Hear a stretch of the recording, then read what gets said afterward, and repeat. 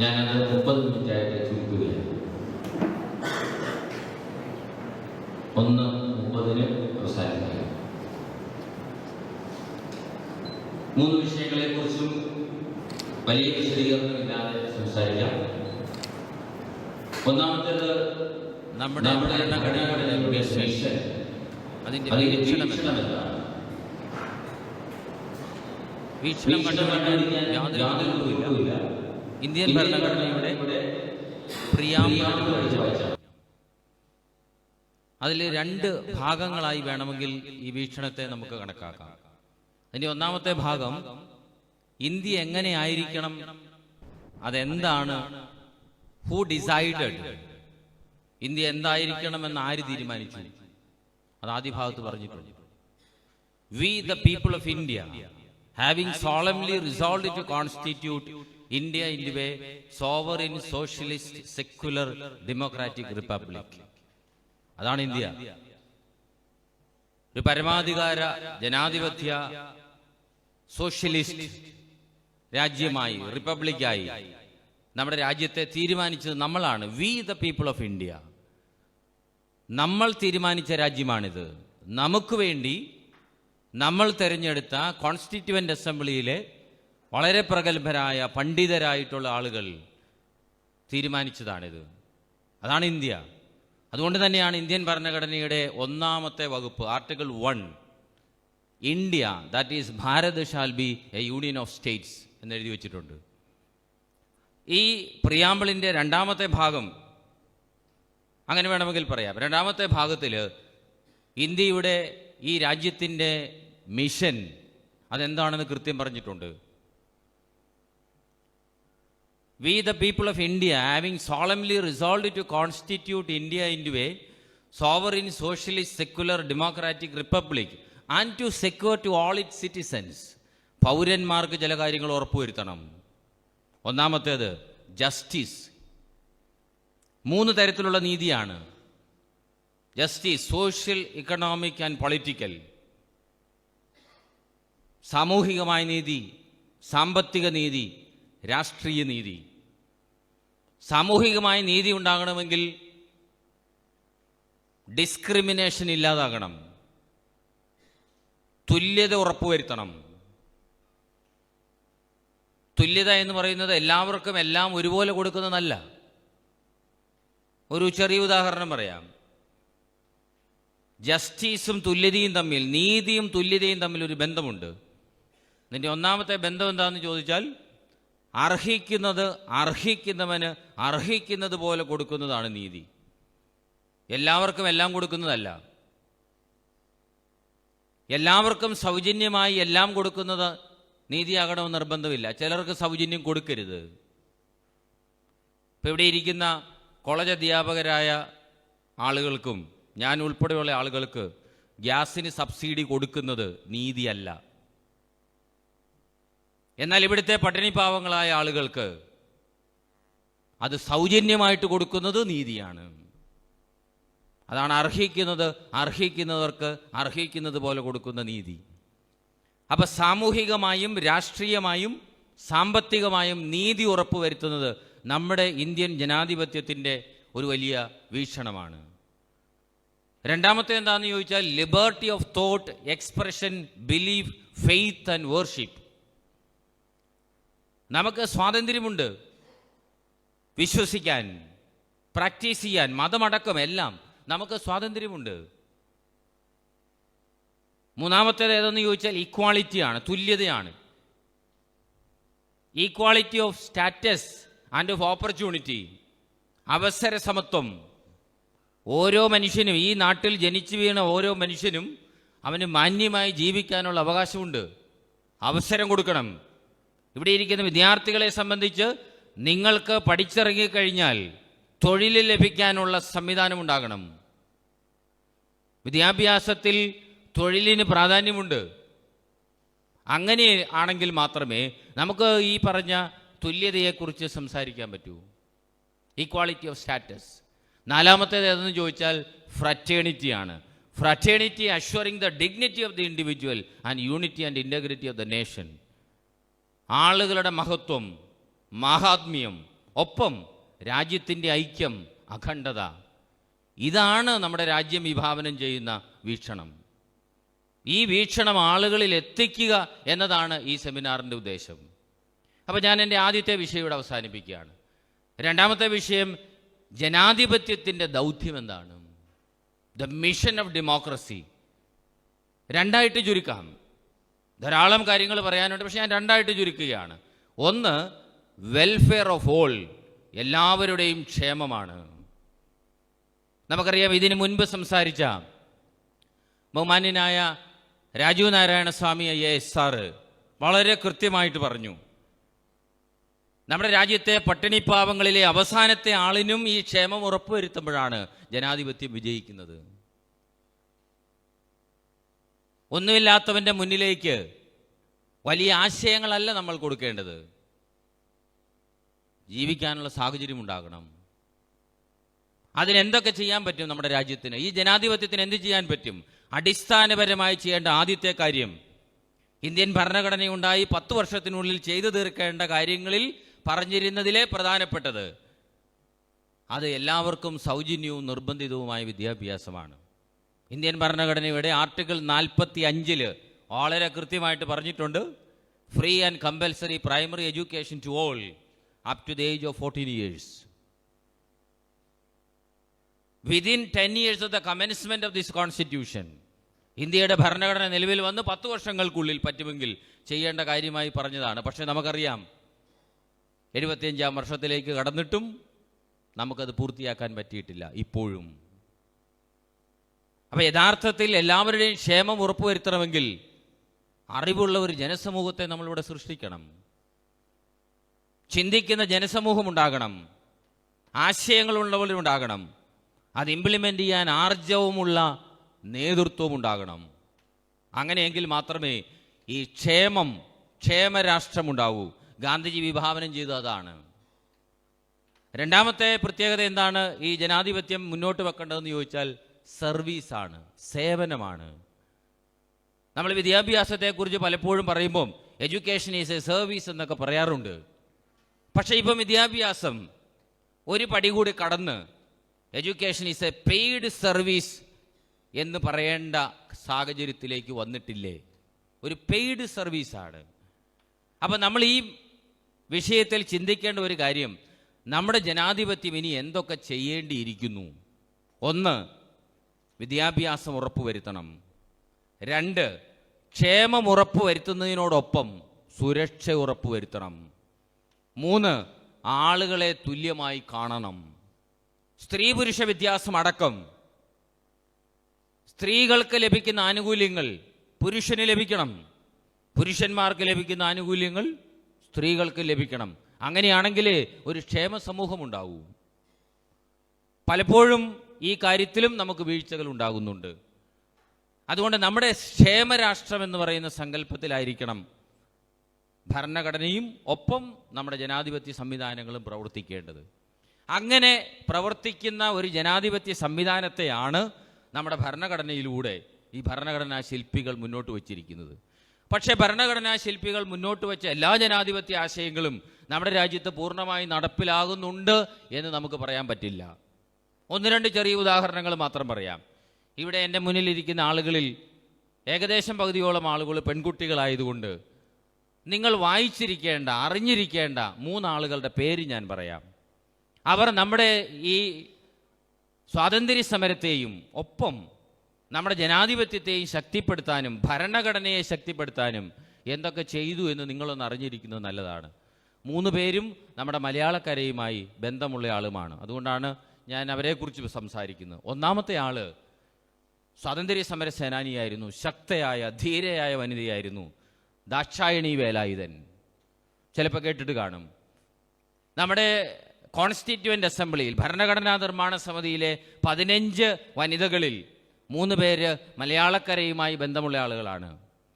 നേരിട്ട് മലയാളികളെന്ന് പ്രവർത്തന മണ്ഡലമെന്ന് പറയാൻ പറ്റിയില്ലെങ്കിലും നേരിട്ട് മലയാളിയും പ്രവർത്തന മണ്ഡലം കേരളവുമായിരുന്ന ആളായിരുന്നു ദാക്ഷായണി വേലായുധൻ. അവരാണ് സ്ത്രീ ശാക്തീകരണത്തെക്കുറിച്ചും വിദ്യാഭ്യാസത്തെക്കുറിച്ചും പിന്നോക്ക വിഭാഗങ്ങളുടെ ക്ഷേമത്തെക്കുറിച്ചുമെല്ലാം കോൺസ്റ്റിറ്റ്യൂവൻ്റ് അസംബ്ലിയിൽ റെസൊല്യൂഷൻ അവതരിപ്പിച്ചത്. BR അംബേദ്കറോട് ചേർന്ന് നിന്ന് നമ്മുടെ രാജ്യത്തിൻ്റെ നീതിക്ക് വേണ്ടി, സാമൂഹിക നീതിക്ക് വേണ്ടി പോരാടിയ ആളാണ് ദാക്ഷായണി വേലായുധൻ. നിങ്ങൾ വെറുതെ ഇരിക്കുന്ന സമയത്തൊക്കെ വെറുതെ ഒന്ന് ഗൂഗിളിലൊക്കെ ഒന്ന് സെർച്ച് ചെയ്ത് ഈ ദാക്ഷായണി വേലായുധനെ കുറിച്ചൊന്ന് വായിക്കണം. രണ്ടാമത്തെ ആളാണ് അമ്മു സ്വാമിനാഥൻ. മദ്രാസിൽ നിന്ന് രാജ്യസഭാംഗമാകുകയും ഒക്കെ ചെയ്ത് കോൺസ്റ്റിറ്റ്യൂവൻ്റ് അസംബ്ലിയെ പ്രതിനിധീകരിക്കുകയും ചെയ്ത ആളാണ് അമ്മു സ്വാമിനാഥൻ. ഗാന്ധിജിയോട് ചേർന്ന് പ്രവർത്തിച്ച ആളാണ് അമ്മു സ്വാമിനാഥൻ. പാലക്കാട് സ്വദേശിനിയാണ്. പിന്നീട് പ്രവർത്തന മണ്ഡലം ചെന്നൈയിലേക്ക് മാറ്റിയെന്ന് മാത്രമേ ഉള്ളൂ. അവർ വിദ്യാഭ്യാസത്തെക്കുറിച്ച് സംസാരിച്ചു. ഭാരതത്തിൻ്റെ ഭരണഘടനയുടെ ഫണ്ടമെൻ്റൽ റൈറ്റ്സിനെ കുറിച്ച് സംസാരിച്ചു. റെസൊല്യൂഷൻസ് അവതരിപ്പിച്ചു. Directive principles of state policy, ഈ 3 കാര്യങ്ങളെക്കുറിച്ച്, പ്രിയാമ്പിളിനെക്കുറിച്ച്. അപ്പം ശക്തമായ കാഴ്ചപ്പാടുകൾ കോൺസ്റ്റിറ്റ്യൂവൻ്റ് അസംബ്ലിയിൽ അവതരിപ്പിക്കാൻ സാധിച്ച സ്ത്രീ സമൂഹത്തെ പ്രതിനിധീകരിക്കുന്നവരാണ് നമ്മൾ. അതിനെക്കുറിച്ച് നമ്മൾ അറിയണം. പിന്നെ എനിക്ക് പറയാനുള്ള മറ്റൊരു കാര്യം നിങ്ങൾക്ക് എല്ലാവർക്കും അറിയാവുന്നതാണ്, ആനി മസ്കറിൻ. ഈ 3 ആളുകളെക്കുറിച്ച് നമ്മൾ വായിക്കണം. അവരെന്താണ് ഇന്ത്യൻ ജനാധിപത്യത്തിനും ഇന്ത്യയുടെ കോൺസ്റ്റിറ്റ്യൂവൻ്റ് അസംബ്ലിക്കും നൽകിയ സംഭാവന? പലപ്പോഴും നമ്മൾ വായിക്കുകയും പഠിക്കുകയും പ്രസംഗിക്കുകയും കേൾക്കുകയും ചെയ്യുന്നത് ചുരുക്കം ചില നേതാക്കന്മാരിൽ മാത്രമായി ഒതുങ്ങിപ്പോകുന്നില്ലേ? വിശാലമായ ഒരു ജനാധിപത്യ സങ്കല്പം നമുക്കുണ്ട്. അത് പറയാനായി ഞാനിത് പറഞ്ഞു എന്ന് മാത്രമേ ഉള്ളൂ. അത് മാത്രമല്ല, നമ്മൾ ഇന്ത്യൻ സ്വാതന്ത്ര്യ സമരത്തെക്കുറിച്ചും നമ്മുടെ ജനാധിപത്യ പ്രക്രിയയെക്കുറിച്ചും ഒക്കെ വായിക്കുമ്പോഴും പഠിക്കുമ്പോഴും എല്ലാം സമരത്തെക്കുറിച്ച് പഠിക്കും, നമ്മൾ നടത്തിയ യാത്രകളെക്കുറിച്ച് പഠിക്കും. ഞാനതിന് മറ്റൊരു വശം പറയാനാണ്. അതെല്ലാം നമുക്കറിയാം, അതെല്ലാം നമ്മൾ സ്കൂൾ ചരിത്രത്തിൽ തന്നെ പഠിച്ചതാണ്.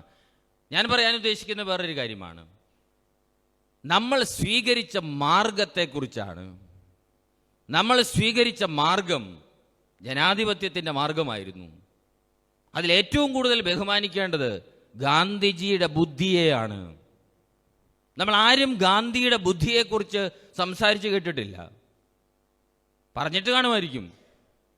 ഗാന്ധി സ്വാതന്ത്ര്യ സമരത്തിന് തെരഞ്ഞെടുത്ത രീതിയാണ് നമ്മുടെ ബുദ്ധി. നിങ്ങളൊന്ന് ആലോചിച്ച് നോക്കിയേ, സൂര്യൻ അസ്തമിക്കാത്ത സാമ്രാജ്യത്തിനെതിരെ ആയുധമില്ലാതെ സമരം ചെയ്യാൻ അദ്ദേഹം സ്വീകരിച്ച ബുദ്ധിയാണ്. ആയുധമെടുത്ത് സമരം ചെയ്തിരുന്നുവെങ്കിൽ 4 ദിവസം കൊണ്ട് ഇന്ത്യൻ സ്വാതന്ത്ര്യ സമരം പൂട്ടിക്കിട്ടുമായിരുന്നു. അത്രയും ആയുധബലവും കർമ്മശേഷിയുമുള്ള ഒരു ലോക സാമ്രാജ്യത്തിനെതിരെ നമുക്ക് യുദ്ധം ചെയ്യാൻ പറ്റില്ല. നമ്മൾ സ്വീകരിച്ചത് വേറൊരു മാർഗം. നമ്മൾ ജനാധിപത്യത്തിൻ്റെ, മിതവാദത്തിൻ്റെ വാദം അത് നമ്മൾ സ്വീകരിച്ചു. അത് സ്വീകരിക്കാനുള്ള കാരണം ഗാന്ധിയുടെ ബുദ്ധിയാണ്. അതുകൊണ്ട് ബുദ്ധിമാനായ ഗാന്ധിയെക്കുറിച്ച് കൂടി നമ്മൾ ചിന്തിക്കണം. ഈ വിഷയത്തിൽ ബുദ്ധിമാനായ ഗാന്ധിയെക്കുറിച്ച് കൂടി ചിന്തിക്കണം. എന്തുകൊണ്ടാണ് ഗാന്ധി ഇത് തിരഞ്ഞെടുത്തതെന്ന് ഞാൻ പലപ്പോഴും ആലോചിച്ചിട്ടുണ്ട്. ഒറ്റ കാരണം കൊണ്ടാണ്, ആയുധമില്ലാത്തവന് ആവേശം കൂടും.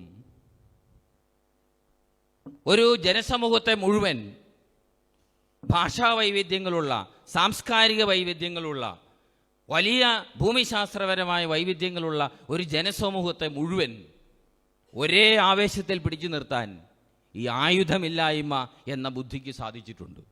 നമുക്കതിനെക്കുറിച്ചും ചിന്തിക്കാം. അപ്പോൾ ഇന്ത്യൻ ജനാധിപത്യം ആയുധമെടുത്തുള്ള ജനാധിപത്യമല്ല. മറ്റൊരു ഉദാഹരണം കൂടി പറയാം. പ്രബലമായ ലോകരാജ്യങ്ങളിൽ ഒരു രാജ്യത്തെയും ആക്രമിക്കാത്ത ഏക രാജ്യം ഇന്ത്യയാണ്. മറ്റെല്ലാ രാജ്യങ്ങളും അയൽ രാജ്യങ്ങളെയും ശത്രു രാജ്യങ്ങളെയും ആക്രമിച്ചിട്ടുണ്ട്.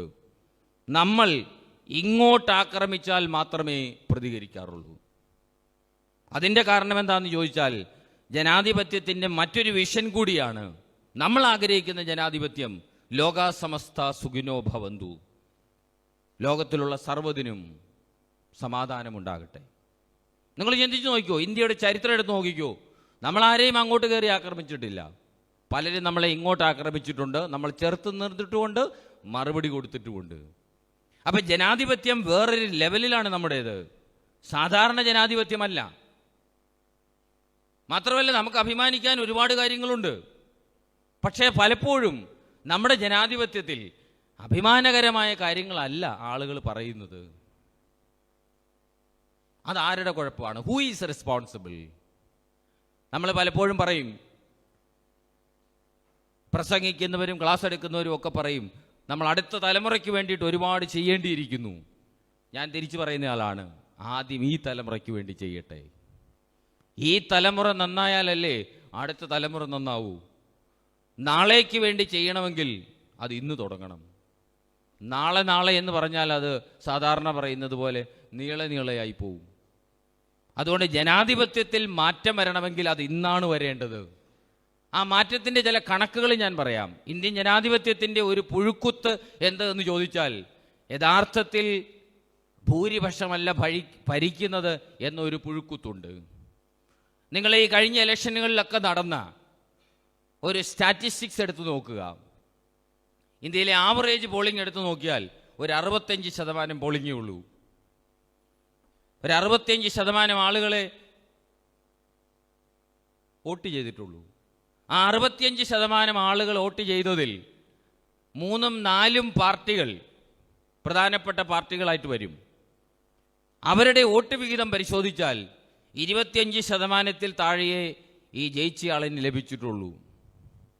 എന്ന് പറഞ്ഞാൽ യഥാർത്ഥത്തിൽ നമ്മുടെ ഒരു റിയൽ റെപ്രസെൻറ്റേഷൻ ആണോ ജനാധിപത്യത്തിൽ വന്നിരിക്കുന്നത് എന്ന് നമ്മൾ ഒന്ന് ചിന്തിക്കണം.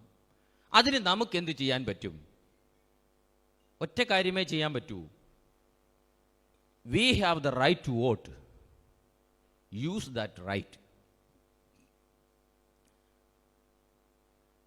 ഇവിടെ ഇരിക്കുന്ന വിദ്യാർത്ഥികൾ, നിങ്ങളിൽ പലരും വോട്ട് ചെയ്യാൻ താല്പര്യം കാണിക്കാത്തവരും വോട്ട് ചെയ്യാത്തവരും ജനാധിപത്യത്തിൽ താല്പര്യമില്ലാത്തവരുമാണെങ്കിൽ ഇത്തരം സെമിനാർ കൊണ്ട് യാതൊരു പ്രയോജനവുമില്ല. കഴിഞ്ഞ ഇലക്ഷന് എൻ്റെ ക്ലാസ്സിലുള്ള വിദ്യാർത്ഥികളോട്, ഞാൻ പഠിപ്പിക്കുന്ന വിദ്യാർത്ഥികളോട് നിങ്ങൾ വോട്ട് ചെയ്യണമെന്ന് പറഞ്ഞപ്പോൾ, ആർക്ക് ചെയ്യണമെന്നല്ല, നിങ്ങൾ വോട്ട് ചെയ്യണം, ജനാധിപത്യമാണിത്, ജനാധിപത്യ പ്രക്രിയയിൽ പങ്കെടുക്കണം എന്ന് പറഞ്ഞപ്പോൾ താല്പര്യമില്ലാത്ത ഒരുപാട് വിദ്യാർത്ഥികളെ ഞാൻ കണ്ടു. ഞാൻ ഒരു ബൂത്തിലെ പ്രിസൈഡിംഗ് ഓഫീസറായിട്ട് ജോലി ചെയ്തപ്പോഴും, ഞാൻ എല്ലാ ഇലക്ഷനും ഡ്യൂട്ടിക്ക് പോകുന്നയാളാണ്, ജോലി ചെയ്തപ്പോഴും എൻ്റെ ശ്രദ്ധ മുഴുവൻ ഒരു 35 വയസ്സിൽ താഴെ പ്രായമുള്ള എത്ര പേർ നമ്മുടെ ബൂത്തുകളിലേക്ക് വോട്ട് ചെയ്യാൻ വരുന്നു എന്നുള്ളതാണ്. ഞാൻ ബൂത്ത് പറയുന്നില്ല. ഈ കഴിഞ്ഞ ഇലക്ഷനിൽ ഞാനിരുന്ന ബൂത്തിൽ 10%-ൽ താഴെ ആളുകൾ മാത്രമേ യുവജനങ്ങളുടെ ഭാഗമായി വോട്ട് ചെയ്യാൻ വന്നിട്ടുള്ളൂ. ഞാൻ പഠിപ്പിച്ച വിദ്യാർത്ഥികളൊക്കെ അവിടെ ഉള്ളതുകൊണ്ട് ഞാൻ അവരോട് ചോദിച്ചു,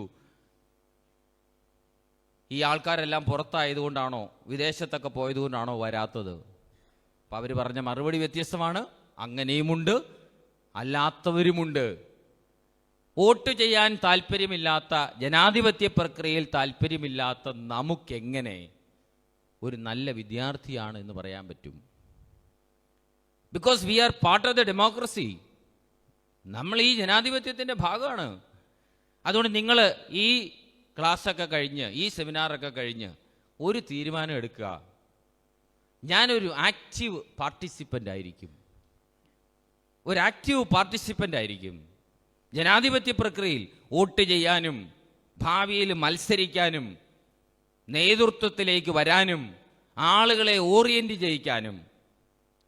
നിങ്ങൾക്ക് തന്നെ അറിയാം, ഈ പത്രവാർത്തകളിലൊക്കെ നിങ്ങൾ അറിഞ്ഞിട്ട് കാണും, പാലക്കാട് അട്ടപ്പാടിയിലെ ഒരു ഊരിലെ മുഴുവൻ ആളുകളെ കൊണ്ടും 100% ആളുകളെ കൊണ്ട് ചരിത്രത്തിൽ ആദ്യമായി വോട്ട് ചെയ്യിച്ചത് ആരാണെന്നറിയാമോ? Attappadi model government higher secondary സ്കൂളിലെ, വൊക്കേഷണൽ ഹയർ സെക്കൻഡറി സ്കൂളിലെ വിദ്യാർത്ഥികളാണ്. ഹയർ സെക്കൻഡറി സ്കൂളിലെ വിദ്യാർത്ഥികൾ മാസങ്ങളായി ഈ വീടുകളിലെല്ലാം ചെന്ന് ഇലക്ഷനെക്കുറിച്ച്, വോട്ടിനെക്കുറിച്ച്, പ്രാധാന്യത്തെക്കുറിച്ച് ഒക്കെ പറഞ്ഞ് അവരെ കൊണ്ട് വോട്ട് ചെയ്യിച്ചു. അതിന് നേതൃത്വം നൽകിയത് സത്യൻ എന്ന് പറഞ്ഞ ഒരു സാറാണ്. ഇതാണ് ജനാധിപത്യം. ഇതാണ് ജനാധിപത്യത്തിൻ്റെ മിഷൻ എന്ന് പറയുന്നത്. ആളുകളിലെത്തണം. ചുരുക്കം ചില ആളുകളുടെ കയ്യിൽ അധികാരമിരിക്കുന്നതല്ല ജനാധിപത്യം. ജനാധിപത്യത്തിൽ welfare of all and service for all. ഇവിടെ നമ്മുടെ രാജു നാരായണ സ്വാമി സാറ് നേരത്തെ സൂചിപ്പിച്ചു, എല്ലാവർക്കും പങ്കാളിത്തം കിട്ടുന്ന സംവിധാനമാണ് ജനാധിപത്യം. അഡ്വക്കേറ്റ് കാളീശ്വരം രാജ് സാറ് നമ്മളോടിപ്പം സംസാരിച്ച് നിർത്തിയതേ ഉള്ളൂ. അദ്ദേഹത്തിൻ്റെ പ്രസംഗങ്ങളിലെല്ലാം അദ്ദേഹത്തിൻ്റെ വിഷയം വളരെ കൃത്യമായിട്ട് അവതരിപ്പിച്ചു. ഇന്ത്യൻ ജനാധിപത്യത്തിലും കോൺസ്റ്റിറ്റ്യൂഷണൽ വിഷനിലും ഇപ്പോൾ സംഭവിച്ചുകൊണ്ടിരിക്കുന്ന കാര്യങ്ങൾ എന്തൊക്കെയാണ്, എന്തൊക്കെ ഇഷ്യൂസാണ്, വളരെ കൃത്യമായിട്ട് അക്കമിട്ട് പറഞ്ഞു. ഇനി നമ്മുടെ കയ്യിലാണ്, ഇനി നമ്മളാണ്, നമ്മുടെ മുന്നിലാണ് പന്ത് കിടക്കുന്നത്, നമ്മളാണ് ഇനി ചെയ്യേണ്ടത്. ഒറ്റ ചോദ്യത്തിന് ഉത്തരം നമ്മൾ കണ്ടുപിടിച്ചാൽ മതി. Who is responsible? ആരാണ് ഇതിന് ഉത്തരവാദി? നമ്മളെല്ലാ ഉത്തരവാദിത്തങ്ങളും ആരിൽ ഏൽപ്പിക്കുമെന്നറിയാവോ? നമ്മൾ രാഷ്ട്രീയക്കാരിൽ ഏൽപ്പിച്ചിട്ട് നമ്മൾ മാറി നിൽക്കും. Feel that I am responsible. ഞാനൊരു അധ്യാപകനാണ്. എൻ്റെ ക്ലാസ്സിലെ വിദ്യാർത്ഥികൾ പരാജയപ്പെടുന്നുണ്ടെങ്കിൽ who is responsible? I am responsible. പരീക്ഷ എഴുതിയിട്ട് നിങ്ങൾക്ക് മാർക്ക് നല്ലത് കിട്ടുന്നില്ലെങ്കിൽ ആരാണ് റെസ്പോൺസിബിൾ? You are responsible. അപ്പോൾ ഇവിടെ ജനാധിപത്യത്തിൽ ഒരു റെസ്പോൺസിബിലിറ്റി ഇഷ്യൂ കൂടി ഉണ്ട് എന്ന് ഞാൻ പറഞ്ഞു എന്ന് മാത്രമേ ഉള്ളൂ. അപ്പം ഞാൻ ഉദ്ദേശിച്ച കാര്യം ഇതാണ്. ജനാധിപത്യത്തിന് ഒരുപാട് നിർവചനങ്ങളൊക്കെ ഉണ്ട്. ജനങ്ങൾക്ക് വേണ്ടി, ജനങ്ങളാലുള്ള, ജനങ്ങളുടെ ഗവൺമെൻറ്, അങ്ങനെയാണല്ലോ എബ്രഹാം ലിങ്കൺ പറഞ്ഞിരിക്കുന്നത്. ജനങ്ങൾക്ക് വേണ്ടി, ജനങ്ങളാലുള്ള, ജനങ്ങളുടെ ഗവൺമെൻറ്. അതിൻ്റെ അർത്ഥം ഇത്രയേ ഉള്ളൂ. ജനങ്ങളുടെ ക്ഷേമമാണ് ജനാധിപത്യത്തിൻ്റെ മുഖമുദ്ര. ജനങ്ങൾക്ക് ക്ഷേമം ഉണ്ടാകണമെങ്കിൽ ജനങ്ങളെക്കുറിച്ച് ചിന്തിക്കുന്നവനെ തിരഞ്ഞെടുക്കണം. ജനങ്ങളെക്കുറിച്ച് ചിന്തിക്കുന്നവനെ തിരഞ്ഞെടുക്കണമെങ്കിൽ ജനാധിപത്യത്തെക്കുറിച്ച് നമുക്ക് അവബോധം ഉണ്ടാകണം. അതിനു വേണ്ടിയിട്ടാണ് ഈ ഇൻസ്റ്റിറ്റ്യൂട്ട് ഓഫ് പാർലമെൻ്ററി അഫയേഴ്സ് ഇങ്ങനൊരു പ്രോഗ്രാമൊക്കെ നടത്തുന്നത്. ഇവിടെ മാത്രമല്ല, പല സ്ഥാപനങ്ങളിൽ നടത്തുന്നുണ്ട്, വളരെ ഭംഗിയായിട്ട് നടക്കുന്നുണ്ട്. അപ്പോൾ നമ്മൾ ഇതിനെക്കുറിച്ചൊക്കെ ഒന്ന് ചിന്തിക്കണം. ഞാൻ എൻ്റെ മൂന്നാമത്തെ വിഷയത്തിലേക്ക് കിടക്കുകയാണ്. അത് സോഷ്യൽ ജസ്റ്റിസാണ്. സാമൂഹിക നീതി ഉറപ്പുവരുത്താൻ എന്തു ചെയ്യാൻ പറ്റും? ഭരണഘടന വളരെ കൃത്യമായിട്ട് സാമൂഹ്യ നീതിയുമായിട്ടുള്ള വിഷയങ്ങളെല്ലാം പറഞ്ഞിട്ടുണ്ട്. പ്രിയാമ്പിളിൽ അതിൻ്റെ ഒരു തുടക്കമുണ്ട്. പിന്നീട് ഇങ്ങോട്ട് വന്നു കഴിയുമ്പോൾ നമുക്ക് നൽകിയിരിക്കുന്ന മൗലികാവകാശങ്ങളിൽ കൃത്യം പറയുന്നുണ്ട് സാമൂഹ്യ നീതിക്ക് എന്ത് ചെയ്യണമെന്ന്. ഒന്ന്, ആർട്ടിക്കിൾ 23, 24 പ്രൊഹിബിഷൻ ഓഫ് എക്സ്പ്ലോയിറ്റേഷൻ, ചൂഷണത്തിനെതിരായ അവകാശമുണ്ട് നമുക്ക്. റൈറ്റ് അഗൈൻസ്റ്റ് എക്സ്പ്ലോയിറ്റേഷൻ എന്ന് കൃത്യം എഴുതി വച്ചിരിക്കുകയാണ്. ഫാക്ടറികളിലും ബുദ്ധിമുട്ടുള്ള ജോലികളിൽ നിന്നും കുട്ടികളെ മാറ്റി നിർത്തുക. കാരണം എന്താണെന്ന് ചോദിച്ചാൽ 14 വയസ്സ് വരെയുള്ള പ്രായം വിദ്യാഭ്യാസത്തിനുള്ള പ്രായമാണ്. അത് അതിനുവേണ്ടി തന്നെ കൊടുക്കണം. അതുപോലെ തന്നെ prohibition of traffic in human beings, ഏത് തരത്തിലുള്ള മനുഷ്യ കച്ചവടവും അവസാനിപ്പിക്കപ്പെടണം. ആർട്ടിക്കിൾ 38 ആളുകൾക്ക് ജീവിക്കാനുള്ള സാഹചര്യം, സൗകര്യങ്ങൾ ഉണ്ടാകണം. Equal pay for equal work, തുല്യ ജോലിക്ക് തുല്യ വേതനം. നമുക്കറിയാം, ഇന്ത്യൻ സംസ്ഥാനങ്ങളിൽ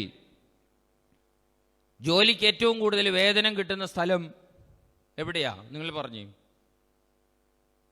കൂലി, ഏറ്റവും കൂടുതൽ കൂലിയുള്ള സംസ്ഥാനം ഏതാണ്? കേരളമാണ്.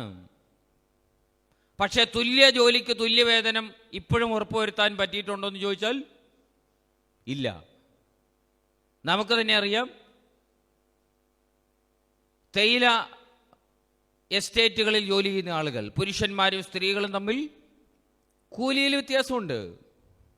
ഡെയിലി ലേബറേഴ്സായിട്ട് ജോലി ചെയ്യുന്ന ആളുകൾ, സ്ത്രീ പുരുഷ വ്യത്യാസമുണ്ട്.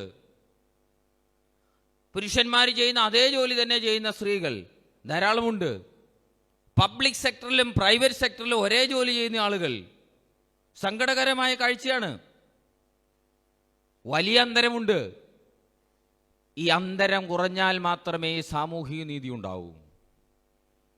അതുപോലെ തന്നെ ആർട്ടിക്കിൾ 46 ഓഫ് ദ കോൺസ്റ്റിറ്റ്യൂഷൻ, ഭരണഘടനയുടെ 46, പിന്നോക്ക വിഭാഗങ്ങൾ, scheduled caste, scheduled tribe, other backward communities and sections, അവരുടെ ക്ഷേമം ഉറപ്പുവരുത്തുക സാമൂഹിക നീതിയാണ്. ശാരീരികമായി വൈകല്യമുള്ള ആളുകളെ സംരക്ഷിക്കണം. ഡിസബിലിറ്റി ആക്ട് അടക്കം നമുക്കുണ്ട്. സാമൂഹിക നീതിയാണ്. ഞാൻ ഒരിക്കലും ഒരു സ്ഥലത്ത് പ്രസംഗിച്ചപ്പോൾ, സ്ഥലം ഞാൻ പറയുന്നില്ല, അധ്യാപകരെല്ലാവരും കൂടി എന്നെ ചോദ്യം ചെയ്തു. കയ്യേറ്റം ചെയ്തില്ല. ഞാൻ പറഞ്ഞ വിഷയം ഇത്രയേ ഉള്ളൂ.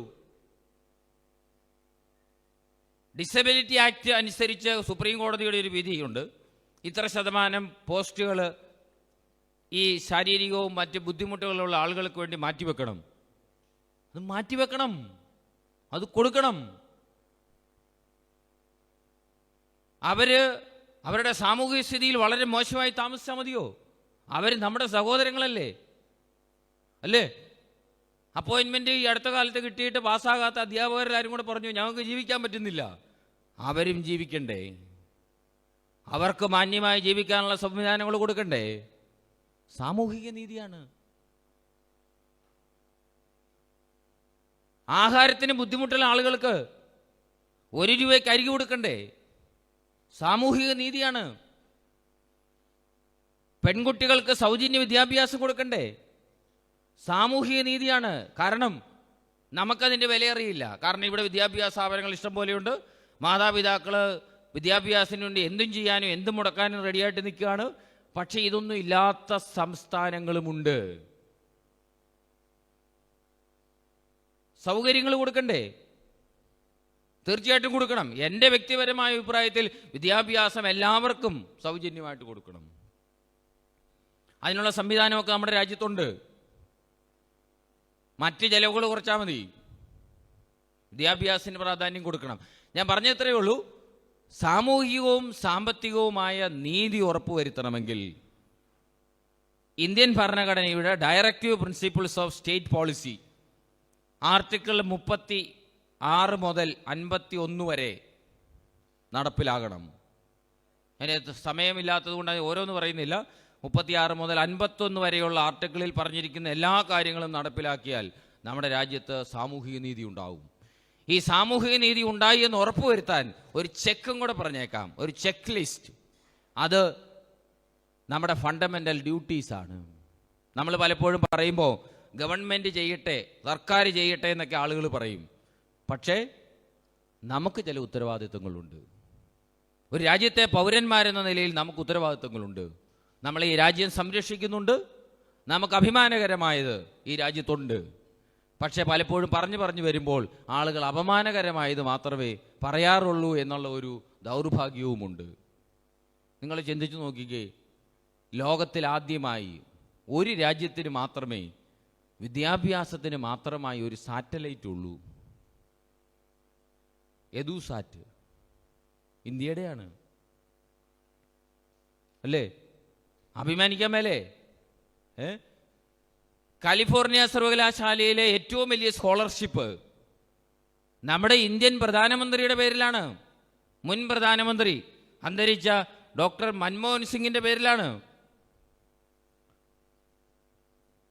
ലോകമറിയപ്പെടുന്ന വിദ്യാർത്ഥി എന്ന ഒരു അധ്യാപകൻ സർട്ടിഫിക്കറ്റ് കൊടുത്തത് ഇന്ത്യയുടെ മറ്റൊരു പ്രസിഡന്റിനാണ്, Shri KR Narayanan. London school of ഇക്കണോമിക്സിൽ നിന്ന് ഹരോൾഡ് ജെ ലാസ്കി സർട്ടിഫൈ ചെയ്തത്. അഭിമാനിക്കാം. ദാർശനികനായ പ്രസിഡന്റ് ഉണ്ടായിരുന്നതും ഇന്ത്യയിലാണ്.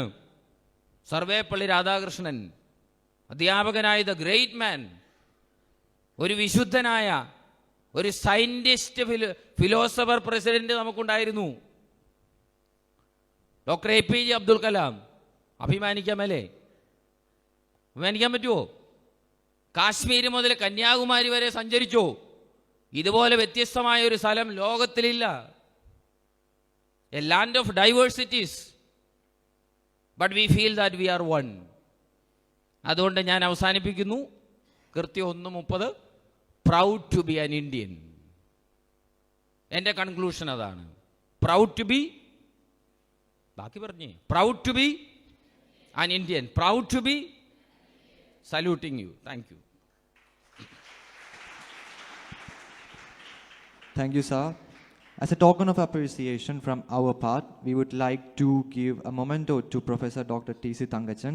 I request Dr. Vinu T. Vadakkal to hand over the memento.